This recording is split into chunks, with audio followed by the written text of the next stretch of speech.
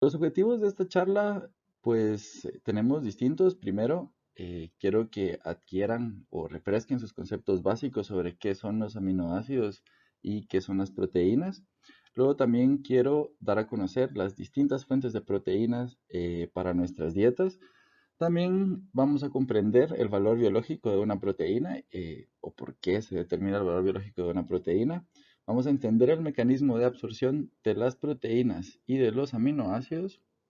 Vamos a comprender el recambio de proteínas en el cuerpo humano y por qué este recambio de proteínas en el cuerpo humano tiene un impacto sobre la regulación, la generación de proteínas, principalmente de masa muscular, que es lo que nos interesa en el enfoque deportivo. Vamos a comprender los mecanismos de la regulación del metabolismo de las proteínas y los aminoácidos. Y por último, vamos a conocer algunos de los efectos que se conocen y están científicamente comprobados sobre la suplementación con proteínas y aminoácidos durante el deporte. Así que vamos a empezar hablando sobre los aminoácidos. Y los aminoácidos son moléculas orgánicas que están formadas por un grupo amino, como pueden ver en esta parte, y por un grupo carboxilo. Y lo que va a diferenciar a un aminoácido de otro realmente es esta cadena específica o funcional que está marcada con una R y que va a ser distinta en cada uno de los 500, bueno, más de 500 aminoácidos que existen en la biología. Ahora, no todos esos 500 aminoácidos tienen una relevancia para el ser humano y realmente para el ser humano estos son los más relevantes. ¿Sí? Como pueden ver, hay distintos, son 20 y hay unos que son considerados esenciales y unos que son considerados no esenciales. Ahorita vamos a platicar un poquito más de ellos, pero en general, como pueden ver, lo que pueden ver es que, como les decía, tienen un grupo amino, todos tienen un grupo amino allí, lo pueden ver. ¿Sí? Y además tienen su grupo carboxilo, que es un grupo COOH, que lo pueden ver aquí. ¿Sí? Entonces, lo que va a dar la diferencia de cada una de estos aminoácidos finalmente va a ser lo que está unido a estas partes, que van a ser los grupos funcionales. Y también aquí podemos ver los que están subrayados como con líneas punteadas, que son los aminoácidos considerados esenciales. Ya vamos a hablar un poquito más de todas estas. Pues como les decía antes, pues estos aminoácidos están divididos o pueden ser clasificados de diferentes formas, pero quizás la más común de todas esas formas es esta. Entonces, se conoce los aminoácidos no esenciales, esenciales y los condicionalmente esenciales. ¿Qué es lo que los hace esenciales o no esenciales? Pues lo que los hace esenciales es la capacidad de nuestro organismo de sintetizarlos. Y esto quiere decir que los que necesitamos de la dieta son los considerados esenciales y son los que nuestro organismo no puede sintetizar, mientras que los no esenciales son los que nuestro organismo puede sintetizar eh, por sí mismo. Ahora, los condicionalmente esenciales son los aminoácidos que en ciertas condiciones se pueden tornar esenciales porque no existe una producción suficiente por parte del organismo y por lo tanto llega a existir una deficiencia. Eso se puede dar principalmente en casos en los que existen pacientes, por ejemplo, con quemaduras o que tienen grandes necesidades proteicas y pues simplemente la cantidad de estos aminoácidos producidos no es suficiente.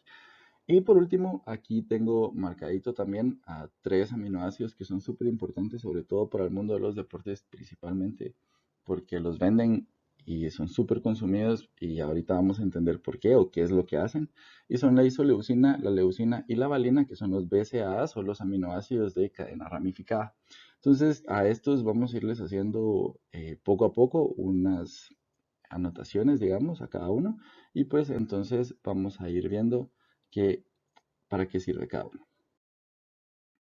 Ahora, ya que entendimos que los aminoácidos son pues diferentes moléculas que están compuestas por un grupo amino y por un grupo carboxilo y que tienen pues, una cadena ramificada que es distinta y que las hace características a cada una de ellos, pues tenemos que entender que las proteínas son la unión de esos aminoácidos y es que realmente esto es básicamente una proteína, ¿sí? Es una cadena de aminoácidos unida por enlaces peptídicos, ¿sí? Entonces esto quiere decir que están unidos aquí uno a otro y luego la conformación de la proteína va a depender, o sea, vamos a tener esto que se conoce como una estructura. Entonces, Vemos aquí la estructura primaria de esta proteína, que sería simplemente la unión de un aminoácido tras otro aminoácido tras otro aminoácido.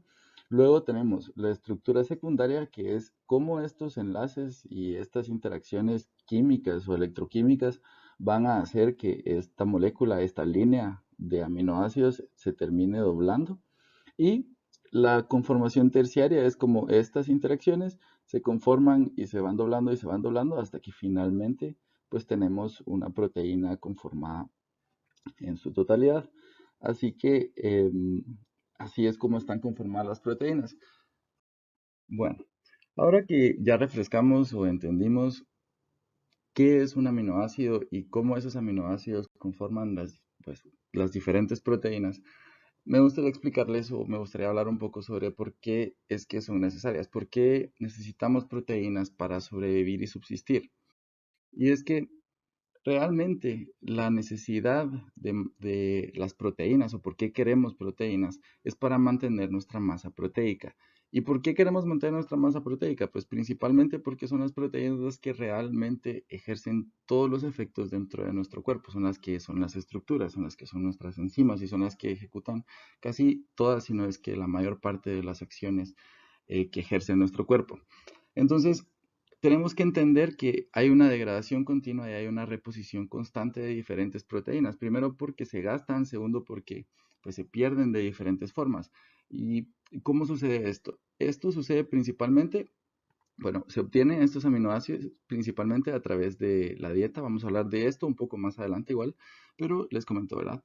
Se obtienen estos aminoácidos de la dieta que llegan a nuestro reservorio de aminoácidos que se encuentra flotando en nuestro plasma, donde tenemos este proceso de intercambio, que es esta degradación continua y reposición constante de las proteínas de nuestro cuerpo, que se rompen constantemente para volverse aminoácidos y que de estos aminoácidos nuevamente se vuelven a sintetizar proteínas nuevas. Esto es un proceso, digamos, cerrado, ¿verdad? O sea, lo mismo que se rompe es lo que se produce y es exacto. No se produce en extra porque este proceso es muy caro y a nuestro cuerpo pues solo le interesa hacerlo si es equivalente. Entonces, ¿en dónde es que se pierden, digamos? Pues tenemos aminoácidos que se pierden a través del catabolismo, o sea, aminoácidos que se terminan degradando hasta formarse urea y dióxido de carbono. Y también tenemos otros aminoácidos que utilizamos para la síntesis de otros compuestos nitrogenados, como las porfirinas, la creatinina y algunas hormonas o nucleótidos que también se sintetizan. También tenemos que tomar en cuenta otra cosa bien importante a la hora de pensar por qué necesitamos proteínas, y es que hay que pensar que nuestro tracto digestivo, nuestra piel y nuestro cabello, nuestro pelo se descaman constantemente. Eso quiere decir que vamos perdiendo constantemente a través de esas células muertas, pues las proteínas que todavía estaban constituyéndolas, y esas proteínas pues también tenemos que reponerlas. Y también otra pérdida importante es en la orina a través de nitrógeno de urea, ¿verdad? Entonces, pues siempre tenemos que tomar en cuenta que estas pérdidas pues existen.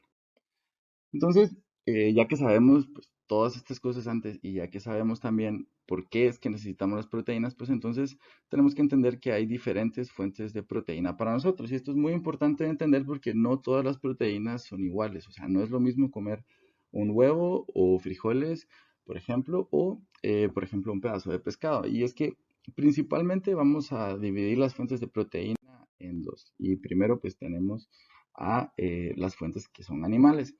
Y las carnes animales se dividen en blancas y en carnes rojas, ¿sí? Entonces tenemos las carnes rojas que serían básicamente la res, el cerdo y pues todos los otros, no, no todos los otros, pero una gran parte de los animales con pezuñas. Y por otro lado tenemos las carnes blancas que van a ser las aves y básicamente los pescados. Aunque pescados pues tenemos pescados blancos blancos y peces de agua fría. Los peces de agua fría son el salmón y el atún, que se clasifican de esa forma porque pues tienen composición distinta, principalmente en sus grasas, tienen un mayor contenido de omega 3, lo que los hace mejores, digamos, que el resto de las carnes. Por otro lado, también tenemos el pollo y, como les digo, las aves y pues los huevos de esas aves, que su único pero es que pues tienen algunos un elevado contenido de colesterol. Ahora, en cuanto a las carnes rojas, pues ya saben que no se recomiendan tanto porque, bueno, su consumo, porque por dos razones principales. Primero, porque tienen una cantidad elevada de grasas saturadas y esto pues hace que se eleve el riesgo cardiovascular. Y por otro lado, tienen una cantidad elevada de hierro y el hierro en la forma que se encuentra en las carnes rojas se ha asociado a a una mayor presencia o mayor riesgo de sufrir de cáncer de colon. Entonces, pues estas son las dos razones principales por las cuales se recomienda no consumir la carne de res o las carnes rojas. Sin embargo, en general, las carnes de los animales son muchísimo mejores y más biodisponibles que las proteínas de origen vegetal, que son el otro grupo de proteínas. Y es que, por ejemplo, bueno, primero que nada, recuérdense que todo, aún las papas, todo tiene proteínas porque las proteínas son parte de la estructura de las células. Entonces, todo tiene proteínas.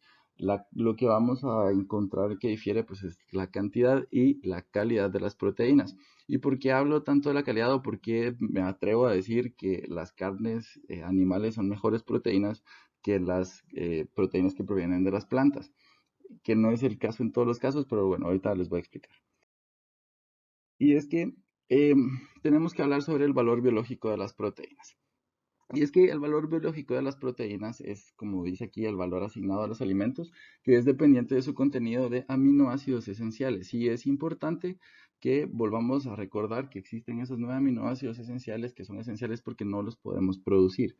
Entonces, realmente lo que le interesa, digamos, a nuestro organismo es esos aminoácidos que no puede producir y por lo tanto el valor biológico se determina, digamos, analizando la variedad y la concentración de esos aminoácidos esenciales que están presentes en una carne para determinar qué tan eficientemente se puede utilizar esa proteína por nuestro organismo. O sea, realmente lo que queremos saber es qué tanto de esa proteína que vamos a consumir nuestro organismo va a usar efectivamente, porque la cantidad de aminoácidos esenciales que tiene y la variedad de aminoácidos esenciales que tiene es lo que busca y necesita para funcionar correctamente. Para eso existe esta cosa que se llama índice de aminoácidos indispensables digestibles o DIAS por sus siglas en inglés. Entonces, el DIAS es un método de calidad proteica, o sea que nos mide la calidad de las proteínas que nos comemos y lo que determina es qué tan digeribles, o sea, qué tan fácil vamos a absorber esos aminoácidos al final de nuestro intestino delgado. Entonces, la idea de eso es que nos proporciona una medida, digamos, más o menos precisa de qué cantidades de aminoácidos son realmente efectivos para nuestra nutrición, entonces, y por lo tanto el nitrógeno que vamos a utilizar. Lo que podemos ver en esta tabla es el días de diferentes fuentes de proteína o alimentos. Entonces, están clasificados, digamos, en el porcentaje del días o de qué tan ideales son en cuanto a los requerimientos, variedad y concentración de aminoácidos, que era lo que habíamos hablado hace un ratito. Y pues los clasifica y dice, bueno, qué tanto tienen de esos aminoácidos entre del 100% hasta el 200%. Entonces, si se dan cuenta, lo que podemos observar es que básicamente son todo fuentes de proteína animal hasta aquí donde la proteína a base de soya todavía está por encima del 100%, pero luego si se dan cuenta, todas las proteínas vegetales, o sea, hay una caída grande, digamos, y luego continuamos aquí. La razón es principalmente pues porque las proteínas de origen animal contienen células y los nutrientes para otros seres de origen animal.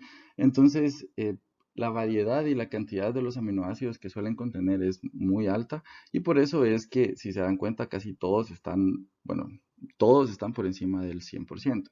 Algunos incluso llegan casi hasta el 150% en el caso de la proteína de la leche y la caseína. ¿Y por qué es importante esto? Pues les quiero enseñar que efectivamente las proteínas, digamos, si las rankeamos por biodisponibilidad y su perfil de aminoácidos, o sea, su días, que era lo que habíamos hablado, de su perfil de aminoácidos, y luego por su digestibilidad, que sería el PDCAAS, que por cierto, esto era la forma anterior de clasificar al días, pero se eligió esto porque es más funcional. Si se dan cuenta, esto llega hasta el 120% más o menos.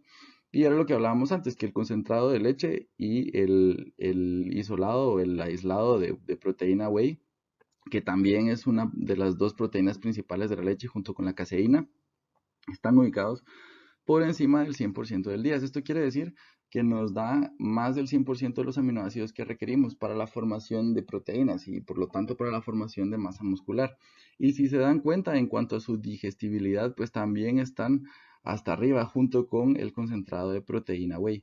Ahora el concentrado de proteína whey, si se dan cuenta en cuanto a su perfil, o sea, la variedad de aminoácidos, pues la verdad es que es un poco más deficiente que el aislado de la misma proteína whey. Esto tiene que ver pues por la concentración del producto. Y luego si se dan cuenta en general que estos tres ya son proteínas de origen vegetal, pues todas estas proteínas de origen vegetal, ninguna tiene la variedad necesaria. Esta proteína de arroz, pues, la verdad es que es bastante deficiente en general, tanto en su perfil de aminoácidos como en su absorción. Entonces, en general, si van a suplementar a sus pacientes o tienen interés en suplementarse con suplementos, es mucho más efectivo la suplementación con proteínas que son de origen animal, pues por estas razones. Ahora, ya le dedicamos, digamos, un tiempo a saber que hay proteínas que son más absorbibles y menos absorbibles y pues, ¿qué tiene que ver esto? O sea, ¿por qué? ¿Cómo se absorbe? ¿Cómo es que se absorben los aminoácidos y las proteínas en nuestro organismo? Y pues se pueden dar cuenta que la verdad es que es un proceso que se ve bastante más complejo, pero realmente no lo es tanto y vamos a empezar por aquí. Aquí es donde está la proteína exógena, ¿sí? O sea, es como dice aquí, es la fuente dietaria de proteína. Y entonces, primero lo masticamos, ¿verdad? Esto inicia la degradación de la proteína, es físico, y luego pues llega al estómago, donde unos niveles elevados de ácido clorhídrico, o sea, el descenso del pH, rompen la prehormona que forma la pepsina y pues la pepsina empieza a degradar las, las proteínas en aminoácidos, ¿sí? Y en dipéptidos y en polipéptidos. Entonces, después estos jugos pasan al intestino, donde los jugos pancreáticos pues también continúan realizando la ruptura de las proteínas en distintos aminoácidos y pues estos aminoácidos lo que van a hacer es que van a ir atravesando directamente la pared del intestino. Y también es importante decirles que hay enzimas aquí en el mismo borde del cepillo del intestino que terminan parte de este trabajo. Ahora, hay una parte importante de aminoácidos que no se pueden digerir por parte de nuestras enzimas y para ello dependemos de la fermentación de las bacterias colónicas. Si se dan cuenta, aquí tenemos a la valina, a la leucina y a la isoleucina, que eran los que estábamos hablando, que son nuestros aminoácidos de cadena ramificada. ¿Esto por qué es importante? Pues es muy importante porque es importante mantener una salud intestinal en general para mantener una buena salud y también es importante en los atletas. Esto quiere decir que el metabolismo de estos aminoácidos va a depender en parte de nuestra salud intestinal. Y si tenemos un paciente que tiene problemas de inflamación intestinal, ya sea colon irritable o alguna intolerancia, esto le va a provocar problemas de sobrecrecimientos bacterianos en los cuales al final va a tener problemas en la absorción de distintos aminoácidos o va a tener perfiles distintos de aminoácidos en cuanto a las cosas que se absorben y también en cuanto a los subproductos de estas bacterias. Entonces, para resumir un poco todo este proceso, pues esto está un poco más sencillo, digamos. Entonces, tenemos proteínas enteras que luego el ácido hidroclorhídrico, tanto por el cambio y la desnaturalización del pH, las va rompiendo estas estructuras en 3D, digamos. Además de eso, pues tenemos digestión enzimática por la pepsina principalmente. Y luego esto pasa al intestino delgado, donde distintas otras enzimas pues continúan el trabajo y van degradando las proteínas hasta que tenemos los aminoácidos libres que van a ser los que van a ser absorbidos dentro de nuestro enterocito y van a pasar a nuestro torrente sanguíneo. Entonces aquí está resumido de otra forma. Entonces tenemos proteínas, la pepsina y el ácido que vuelven los polipéptidos más cortos. Luego tenemos peptidasas del páncreas y en las células del intestino delgado que nos van a dar aminoácidos que son los que finalmente van a ser absorbidos al torrente sanguíneo. Ahora, ya les había mencionado un poco antes sobre el recambio proteico y les había dicho que era una parte esencial o es una parte esencial de por qué necesitamos proteínas. Es que constantemente tenemos que estar cambiando proteínas. ¿sí? Nuestras proteínas se dañan, nuestras proteínas necesitan recambios, envejecen y pues necesitamos degradarlas y crear proteínas nuevas. Esto es en general, en nuestros músculos, en nuestro cuerpo en general. Entonces, ¿qué es lo importante? ¿Sí? Hay que recordar que nuestras proteínas en el músculo son lo que representa, en teoría, muy entre comillas, una reserva de aminoácidos en el cuerpo humano. Y digo muy entre comillas porque realmente las proteínas no se almacenan como el glucógeno, no se almacenan como la grasa. Estas realmente solo existen cuando cumplen una función, por lo tanto, siempre perder proteínas es algo malo porque significa que estamos perdiendo alguna parte de la función de nuestro cuerpo. Ahora, como les decía antes, necesitamos constantemente estar recambiando pues todo esto. Y realmente esta síntesis de proteínas, digamos, o qué tanto nuestro músculo o nuestro cuerpo en general va a poder generar más fibras musculares y más masas musculares va a depender principalmente de los aminoácidos plasmáticos. Porque son los aminoácidos libres, digamos, a pesar de que son unas cantidades muy pequeñas, son ellos los que van a realmente estimular la producción de fibras musculares dentro de nuestro cuerpo, versus, por ejemplo, los aminoácidos que están unidos. Entonces, como les decía, realmente el problema es que los aminoácidos libres son una parte relativamente pequeña de los aminoácidos que existen en nuestro cuerpo y la mayor parte pues son intracelulares, solo una pequeña parte está en el plasma. O sea que solo es, digamos, este 10% lo que va a terminar estimulando la producción y el recambio de proteínas. Se estima que ese recambio de proteínas viene de esta ruptura, digamos, es de aproximadamente 300 gramos por día. Entonces, se cree que esto es cíclico, digamos, o sea, el mismo cuerpo la rompe y agarra del pool de aminoácidos y vuelve nuevamente a sintetizarla estos 300 gramos. Ahora, claro que siempre tenemos síntesis de nuevo que proviene de diferentes partes y que principalmente son de la alanina, la glutamina y el glutamato, es la manera en la que nuestro cuerpo puede transportar energía a través de las proteínas, digamos, que se da a través de un proceso de transaminación que nuevamente viene de los aminoácidos que están entre la sangre y el músculo. Entonces, esto es importante de entender porque realmente existe un equilibrio entre esta producción de proteínas y el gasto que existe, digamos, de aminoácidos durante las 24 horas y existe un intercambio constante entre el músculo y la sangre de estos aminoácidos, básicamente. Entonces, estos 300 gramos se consumen y se consumen constantemente.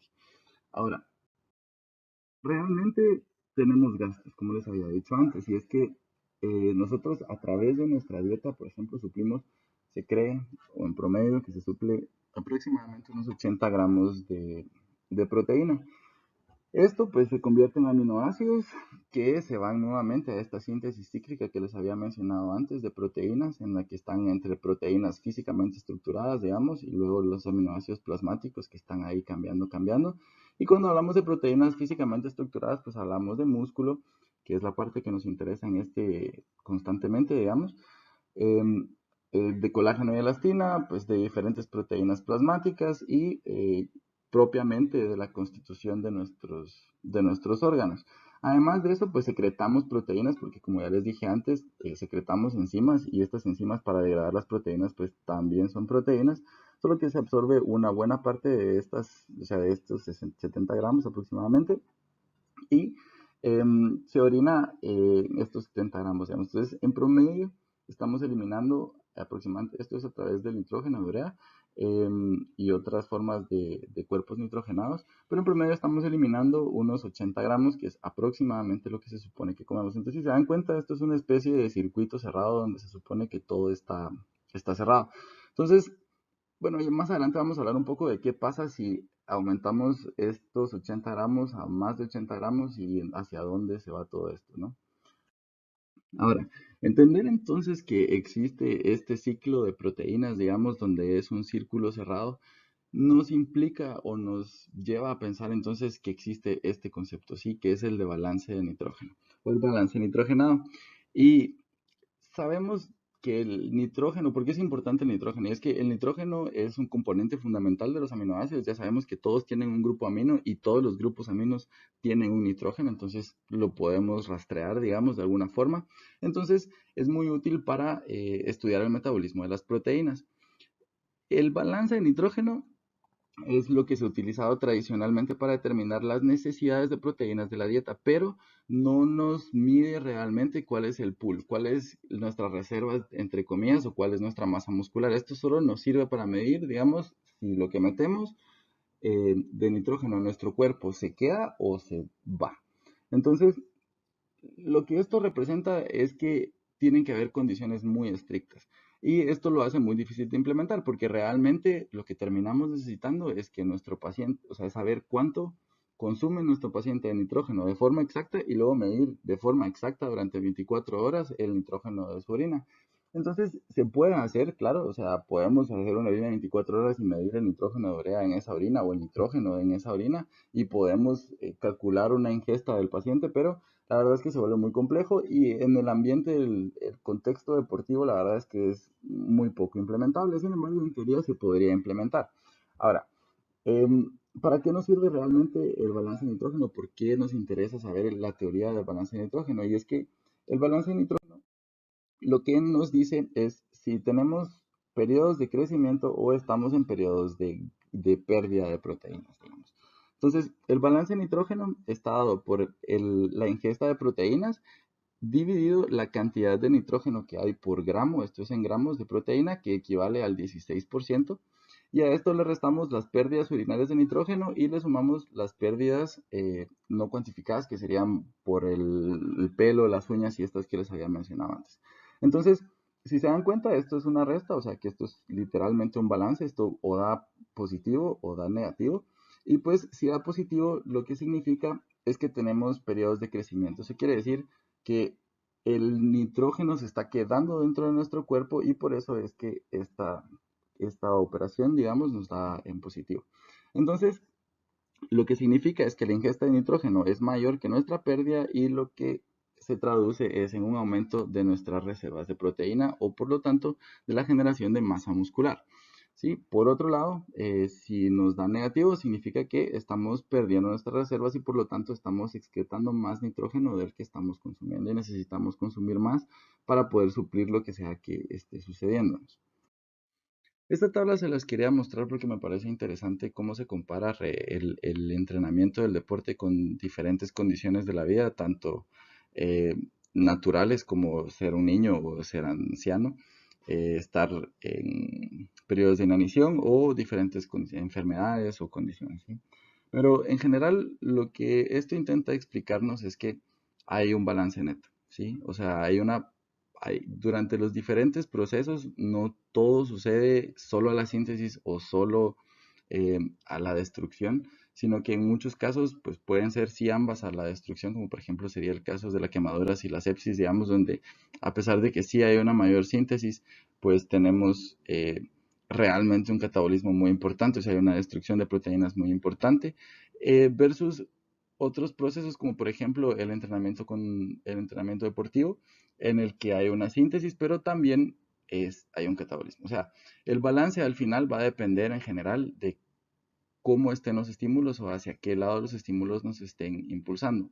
Lo que estamos buscando en el entrenamiento es intentar optimizar la síntesis y reducir el catabolismo para que el balance neto pues sea más positivo.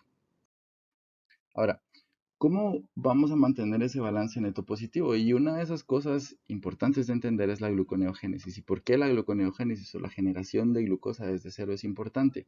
Y es que para esas alturas, no sé si ya saben, pero el cuerpo en general, el metabolismo gira alrededor de la glucosa. ¿Por qué gira alrededor de la glucosa? Y es porque hay órganos que dependen esencialmente de ella para su metabolismo, que son básicamente el cerebro, los eritrocitos, el corazón y los glóbulos blancos. Entonces son órganos muy centrales. Entonces nuestro cuerpo está dispuesto a sacrificarlo todo para que esos órganos mantengan un suministro adecuado de glucosa. ¿Cómo lo hace? Por una parte genera resistencia a la insulina en las células musculares, lo que hace que esas células pues, eviten consumir la glucosa del plasma y se limiten a consumir lípidos. Y por otro lado, genera glucosa en el hígado a partir de otras proteínas. Entonces, teóricamente, esto puede suceder a partir de todos los aminoácidos. Sin embargo, en la práctica, la verdad es que principalmente sucede a partir de la alanina y la glutamina, y como les había mencionado antes, son la manera en que nuestro cuerpo pues transporta la energía en forma de proteínas a través de nuestro plasma. Y esto lo hace a través de este ciclo que se llama el ciclo de Keighil, que termina sucediendo entre el hígado, la sangre y el músculo. Entonces, si ustedes se dan cuenta, lo que termina sucediendo es que el músculo se degrada, o sea, consume glucosa, piruvato, y luego se convierte en alanina, que es un aminoácido. Este aminoácido sale al plasma y luego va al hígado, donde se vuelve a convertir en piruvato y el hígado lo convierte en glucosa para luego mandarlo de nuevo, ¿sí? Esto lo que significa es que tenemos que constantemente estar dando aminoácidos para que el piruvato se pueda convertir en alanina, y esto significa que estamos perdiendo aminoácidos constantemente para mantener esta rueda andando y este ciclo corriendo. Esto significa que si tenemos periodos de ayuno muy largos, o que si nuestro atleta o el atleta, nuestro paciente, no está consumiendo una cantidad adecuada de glucosa, lo vamos a forzar a hacer gluconeogénesis, y si no le damos los aminoácidos necesarios, pues entonces él va a tomar el, eh, los aminoácidos que necesita del músculo que ya tiene, pues para poder generar glucosa y en ese caso mantener la vida. ¿Por qué es importante? Pues si se dan cuenta, esto significa que durante el ayuno intermitente o la dieta cetogénica, los periodos de ayuno muy prolongados promueven esto, y nos promoverían pues que si no estamos dando nada para evitar el catabolismo del músculo, se vaya perdiendo poco a poco en estos periodos. Esta es una versión un poco más precisa de lo que sucede en nuestro cuerpo con respecto a la forma de generar glucosa, que es la gluconeogénesis, es lo que decíamos antes. Primero, es un proceso caro, o sea, nos toma energía, nos gasta energía estar generando este azúcar, y es bastante caro porque son 6 ATPs. Entonces, bueno, esta glucosa pasa, se utiliza, se convierte en piruvato, y la gracia de todo este ciclo es que utilizando alfa-cetoglutarato podemos volver el glutamato que viene de otros aminoácidos, digamos, en alanina nuevamente, que vamos a transportar, y con alfa-cetoglutarato nuevamente volvemos a convertir en glutamato y podemos utilizar para hacer glucosa nuevamente. Si nosotros tenemos un atleta o una persona o un paciente que se encuentra en un estado en el que no está consumiendo glucosa, por ejemplo, porque está en ayuno intermitente o porque tiene una dieta cetogénica o baja en carbohidratos, pues entonces lo correcto para evitar la pérdida de masa muscular es la suplementación con aminoácidos de cadena ramificada. El propósito es que son estos aminoácidos de cadena ramificada los que van a proporcionar este grupo amino que necesitamos para convertir al piruvato en alanina y poder completar el ciclo. Entonces, es muy importante también si queremos preservar la masa muscular en estos pacientes, y si necesitamos, por ejemplo, periodos en los que queremos bajar el porcentaje de grasa, para lo cual el ayuno intermitente y la dieta cetogénica son muy útiles, pero no queremos perder la masa muscular en estos periodos, la suplementación es una buena manera de lograr esto. Bueno, y ahora le vamos a dedicar un poco de tiempo a la regulación del metabolismo de las proteínas, porque son los puntos clave en los cuales nosotros podemos incidir, o en los puntos en los que queremos influir para poder mejorar la deposición muscular en las personas que estamos intentando intervenir. Y es que tenemos anabólicos principales, y el anabólico principal es la insulina. Vemos que la ingesta realmente lo que va a provocar al final es que en el plasma va a haber un aumento de la concentración de glucosa principalmente, que este es el estímulo principal, pero también el aumento en la concentración de aminoácidos en el plasma promueve la secreción de insulina. La insulina, al ser la hormona anabólica principal, lo que va a promover es la deposición de masa muscular, aumentando la concentración de aminoácidos en el músculo, y por lo tanto fomentando la síntesis neta de proteínas. Pero la insulina no es la única hormona que influye sobre esto. También la hormona del crecimiento tiene una influencia muy importante. La hormona del crecimiento es secretada en la pituitaria, o en la hipófisis. La hormona del crecimiento libera la Insulin Growth Factor 1, que también tiene efectos anabólicos, también estimula la síntesis de proteína, y por cierto la insulina también libera Insulin Growth Factor, que estimula directamente el músculo, vamos a ver un poco más adelante, y la testosterona y las catecolaminas que tienen un efecto anabólico. La testosterona pues se utiliza como anabólico en algunas personas por el mundo del deporte, que by the way no estaba bien visto y presenta riesgos severos para la salud, principalmente cáncer de testículo, aunque hay alguna evidencia que podría decir lo contrario. La verdad es que hay que revisar un poco más del tema, hay que esperar un poco más de estudios, pero de momento no está recomendado el uso de testosterona o anabólicos en ningún paciente. Ahora, entonces, ¿qué es lo que hacen estas hormonas? Pues como les decía, desde la hormona pituitaria se libera la hormona del crecimiento, que va a incidir en diferentes tejidos, como el tejido adiposo, en el hígado, en el músculo y en el hueso, donde principalmente lo que va a hacer es estimular la producción de factor de crecimiento parecido a la insulina, que es el IGF-1, que va a estimular nuevamente el crecimiento de todo, y paralelamente desde nuestro páncreas, secundario a la presencia o a la concentración o a la elevación de concentración en los niveles de glucosa y de aminoácidos, empieza a liberar insulina, que también va a aumentar los distintos factores de crecimiento, principalmente en el músculo, que es el tejido en el que nos interesa para los deportistas, y mejorar tanto la hipertrofia muscular, la cantidad de masa muscular y el tejido corporal en general. ¿Cómo lo hacen? Al final, tanto la insulina como el factor de crecimiento parecido a la insulina pues actúan de forma parecida, y efectivamente lo que terminan haciendo es activando una serie de fosforilaciones y defosforilaciones que activan cascadas de mensajeros intracelulares, que terminan evitando los procesos de autofagia y de lisosoma, y la ubiquitinación lo que termina haciendo es que evitan la ruptura de la masa muscular, más que fomentar la creación de masa muscular, evitan la ruptura, y es la hormona del crecimiento la que termina generando la masa muscular.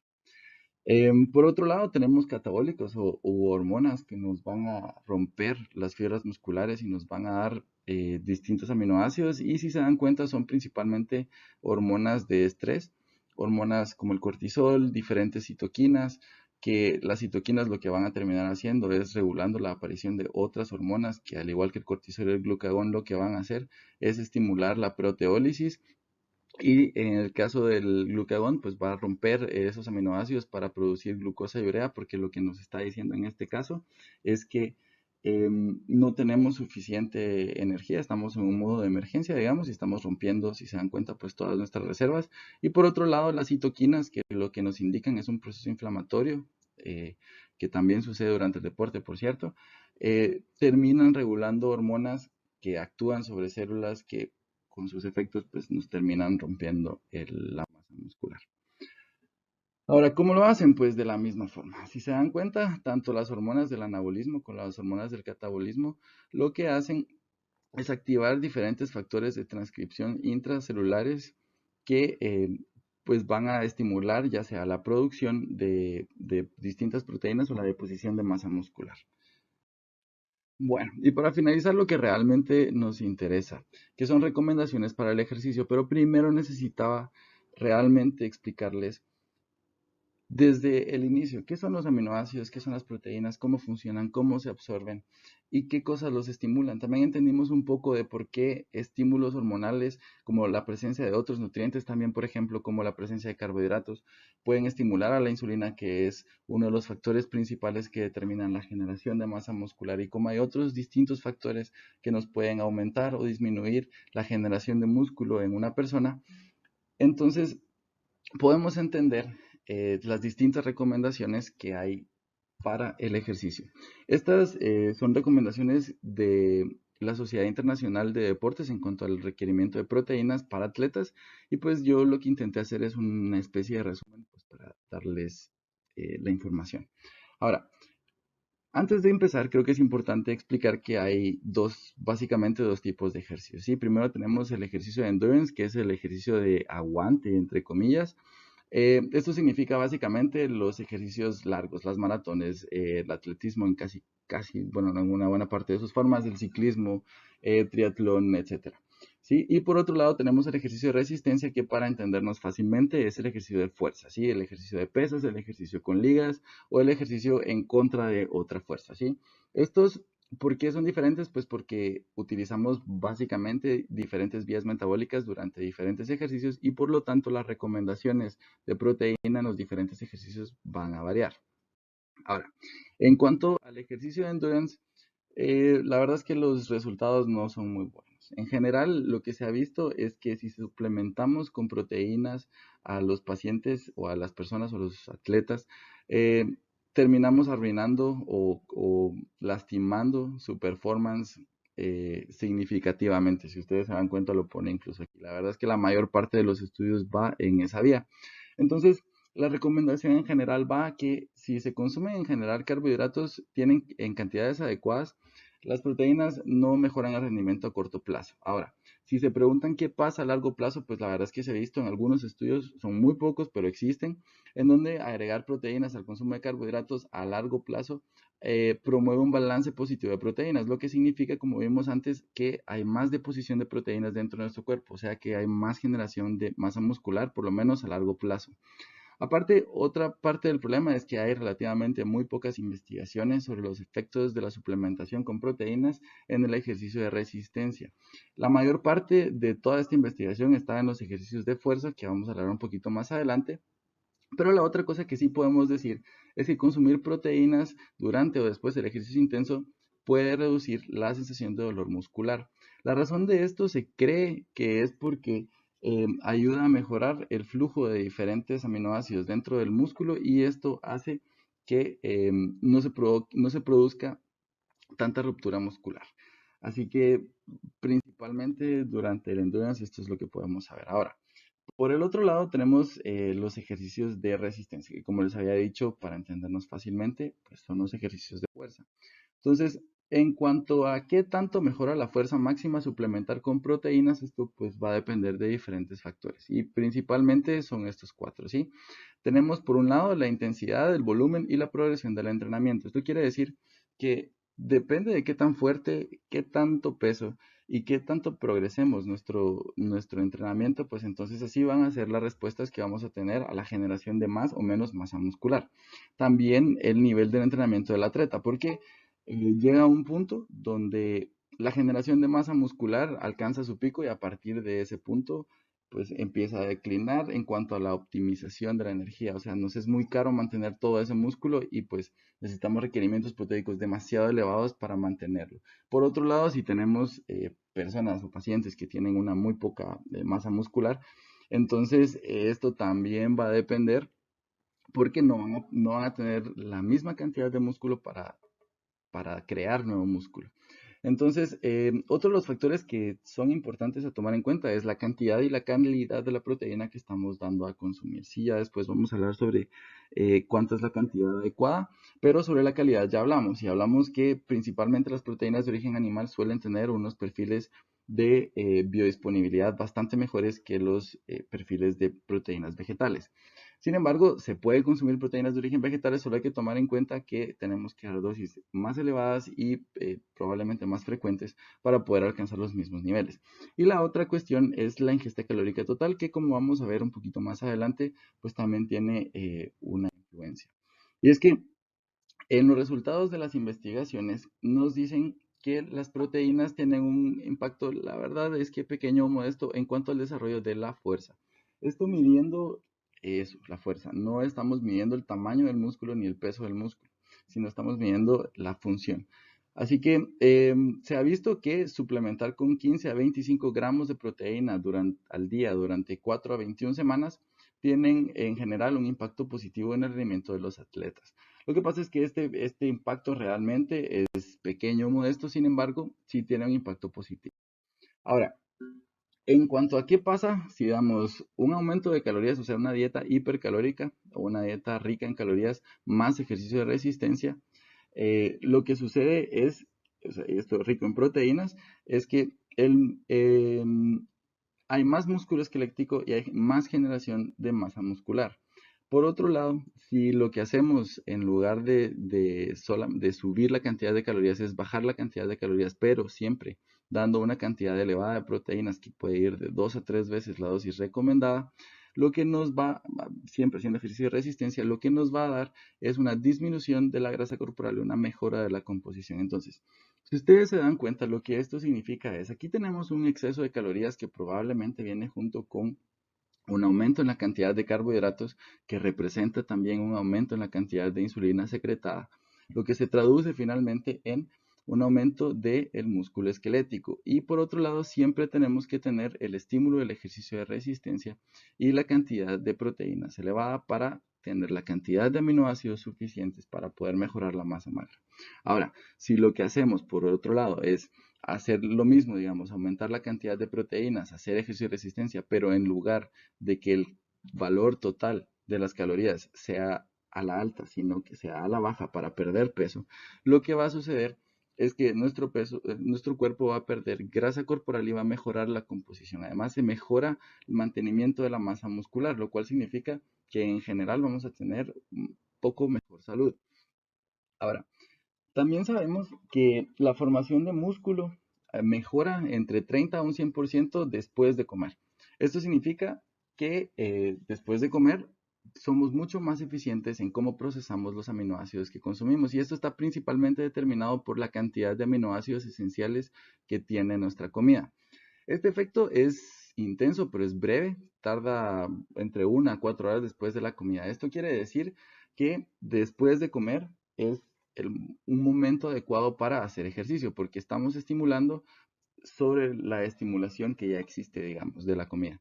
Aparte, la acumulación de proteínas solo ocurre en estado de alimentación. Esto quiere decir que no debemos dejar que el atleta entrene sin consumir sus proteínas, porque es el momento donde va a tener los aminoácidos y los estímulos adecuados para generar efectivamente la masa muscular. Y por último, es la concentración de los aminoácidos esenciales en la sangre, en el plasma, lo que regula las tasas de síntesis de proteína. Esto significa nuevamente, si ustedes se dan cuenta, lo que esto significa es que tenemos que comer antes de entrenar, tenemos que consumir la calidad y la cantidad de proteínas necesaria antes de entrenar, porque es antes de entrenar, perdón, es después de entrenar donde lo vamos a utilizar, pero necesitamos primero un tiempo para absorberlo. Eso significa que después de nuestro entreno y después de nuestra comida vamos a poder aprovechar entre un 30 y un 60% mejor, pero entre un 30 y un 100% mejor las proteínas que estamos comiendo de una forma breve, pero muy intensa, o sea, solo entre 1 a 4 horas después de una comida. Eso significa que, por ejemplo, si tenemos un batido de proteína que contiene proteína, carbohidratos y grasas, entre 1 a 4 horas después de esta comida vamos a tener entre un 30 y 100% de mejora de aumento de formación de masa muscular. Y esto, como les decía, aquí está principalmente estimulado por la cantidad de los aminoácidos esenciales que circulan en nuestro plasma.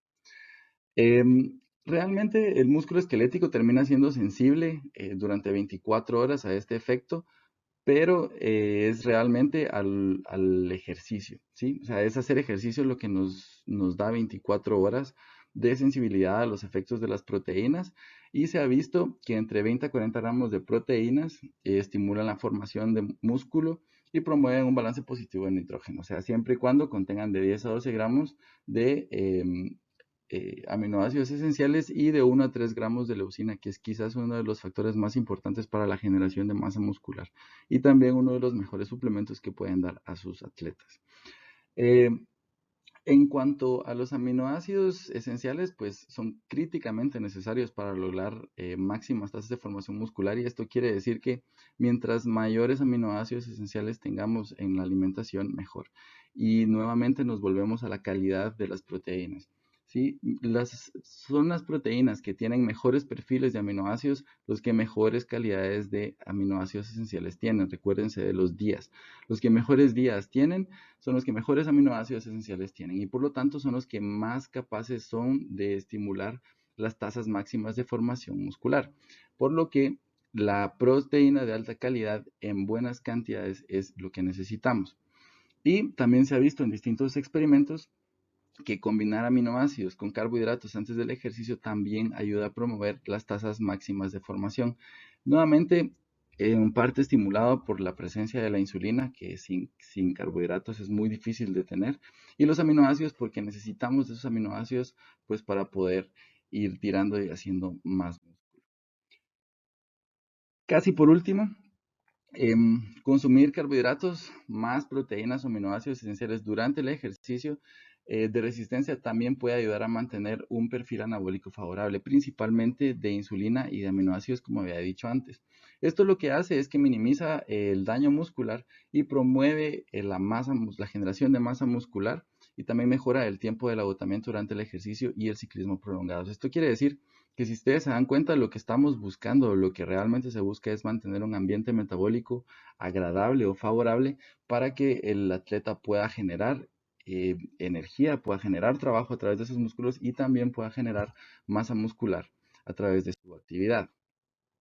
Sin embargo, lo más importante de todo es la ingesta total de proteínas y de calorías. Para la ingesta total de calorías, la verdad es que lo ideal es hacer una calorimetría directa o indirecta. Indirecta es lo más sencillo o accesible, que la directa es muy difícil de acceder. Si no, pues con las ecuaciones de cálculo de calorías está bien. Simplemente tomen en cuenta que si es un atleta de alto rendimiento, mientras más precisos sean en su cálculo, pues mejor. Ahora, como les decía, una de las cosas más importantes es el total de la ingesta de proteínas, que debe rondar entre 1 a 2 gramos kilogramos día como mínimo. Antes el límite estaba muy por debajo de esto, estaba entre 0.8 a 1.8 y actualmente esto subió porque precisamente se dieron cuenta que se necesita bastante más proteína por kilo día para poder mantener adecuadamente las funciones y generar masa muscular de forma más óptima. Así que esto fue todo y muchísimas gracias por su atención. Espero que les haya gustado y quedo pendiente de las preguntas. Un gusto para todos y si gustan seguirme, pueden hacerlo en Instagram en @TheNutritionDoctor_. Espero que estén muy bien y que la clase les haya servido. Un abrazo y saludos.